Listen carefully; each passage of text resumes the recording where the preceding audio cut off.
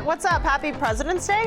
If you celebrate it, I'm Christiane Cordero. This is the 734 from WCCO. We know most of you are about to head out the door. Maybe you're going to run some errands today. Maybe you're heading to work, like me. Let's get you started with today's weather. We're going to see the clouds today. There's a snow shower chance later this afternoon. That's what Riley O'Connor told us this morning. And he said that it's primarily in southern Minnesota, south of the Twin Cities. Turning breezy later tonight, and then word on the street is we're going to have some more sunshine back later this week, but we'll get there when we get there, right? All right, now let's talk about this. There are people in this techie world we live in who still prefer paper maps. Both Google Maps and Apple Maps have just rolled out updates. They're faster, more accurate, prettier. But USA Today is reporting that U.S. sales of maps and road atlases are actually up 10% over the last 5 years. Some worry about phone batteries dying, having spotty cell coverage. Some are worried about privacy, right? Online maps track you. Paper maps are great for planning a trip, and they're super cute. You can't hang a Google map on your college dorm, now can you? So what do you think? Those watching on Facebook, leave a comment right here. Do you use paper maps? Do you use them for decoration? Do you use them for utility? Let us know. We'll read through a few of those comments in just a moment.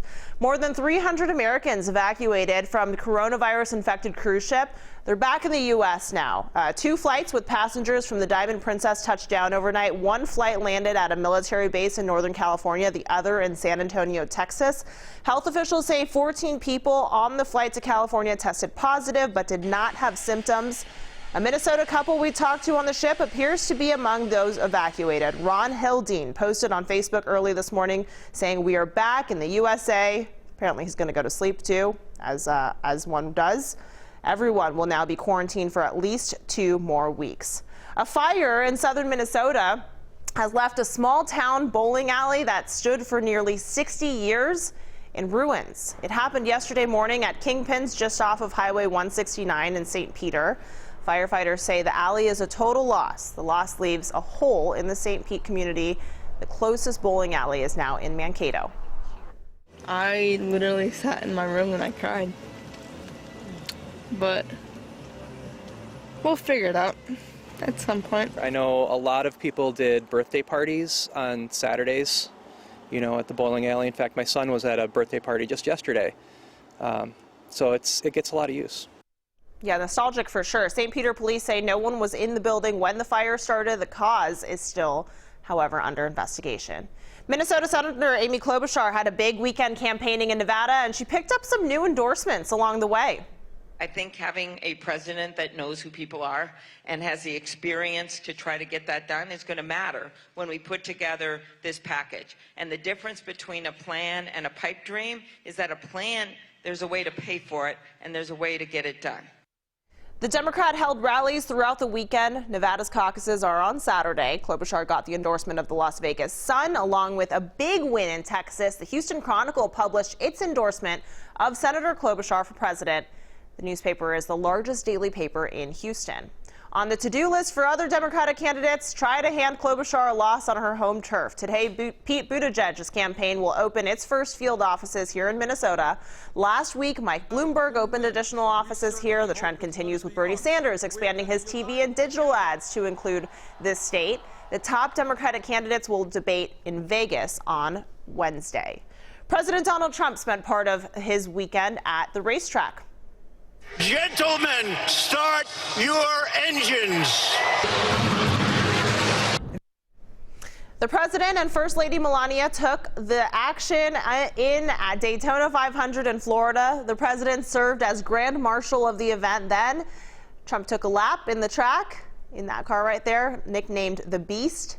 As for the race, it was delayed until today because of rain. And speaking of bad weather, check out this video from London. Look at that plane kind of landing sideways there. Might be a little bit choppy, I would imagine, as well. Yeah, a storm with very strong winds made it difficult for planes to land at Heathrow. That is an Etihad Airways flight. You can see the pilot hovering over the runway before landing sideways and touching down on that runway. I'm sure there was a big sigh of relief once that plane hit the tarmac there in London. All right, these next pictures are adorable. Check out what a Minnesota family found in the snow this weekend. A mama dog and her 6 puppies in a snowdrift. Also kind of sad, right? But it does have a happy ending, spoiler alert. The family of dogs were brought to Red Lake Rose's rescue shelter. The mother was named Snowbell. Workers at the shelter say the puppies were about 3 weeks old and hungry because Snowbell had stopped producing milk. The good news here is that the shelter says Snowbell is now fixed, and her puppies are, breaking news, adorable, and they also are expected to get adopted. New artwork is on display in St. Paul, and it was all made by students. It's Youth Art Month at the Minnesota State Capitol. The student exhibition opens today, and you can visit through the end of the month. Teachers only got to submit a few pieces of student work, so it shows the best of what Minnesota students have to offer there. Right now, a Minnesota Air Force veteran is traveling 1,700 miles south on foot. Jerry Meadows is going to Jacksonville to the Wounded Warriors Project headquarters. It's all to help raise money and awareness for other veterans. I want veterans to know that, there are still people out there that's willing to do such things in order to keep them in a positive direction. It's not just his oxygen tank in tow. His wife isn't far behind. Now she has their van picked full of supplies, but at the first trip, it came at a bit of a shock. I think he's nuts, but that's my opinion. When he told me about it, I says, "You got to be kidding." Nope, not kidding. Meadows plans to arrive by September or October. He's walking around 10 to 14 miles a day. Amazing stuff there. All right, Twins spring training ramps up in Fort Myers, Florida today. Pitchers, catchers have been hard at work for the past week. Well, today the rest of the team will join them. The Twins will face the Minnesota Gophers on Friday. Then opening day is April 2nd against Oakland at Target Field. A new Arbys ad is campaigning against McDonald's and trolling them quite a bit on their signature fish sandwich ahead of Lent. Take a look. Ours are 2 for $6. Theirs is, oops, there it goes, who cares anyway? Yeah, Arbys ad blitz started over the weekend, really leaning into that Catholics and Christians demographic who give up meat during Fridays leading up to Easter. This fish fight is not the first beef between the two. Not sorry about that pun. Last year, Arbys and McDonald's engaged in a chicken sandwich war. All right, let's get back to today's talker. We're bringing in WCCO's digital guy, Cole. Cole, what are people saying about the maps that they use? Is it on the phone, on the paper? We've got a lot of varying comments. We got Becca saying, I haven't used a paper map in years. I should get one. It would be nice for reference, actually. We have Annette saying, I prefer Google Maps. So much easier finding my way around. And then we have Andrea saying, paper maps were always too much for me, so Google Maps saves me quite often. We have full tech adapters on our technical pages today, exactly. Our digital pages today. Then we have Guy saying, good luck getting Google Maps to load after an EMP, and the grid goes down. Guy 100% strikes me as a paper maps kind of guy. And then we have Becca just saying, I've had my GPS go wonky on me, and yeah, so Isn't it perfect. What does amaze me, because I mean, when I'm just basically navigating, I use the digital maps for sure, but it's fun getting paper maps, whether it's just for appearance or whatever else.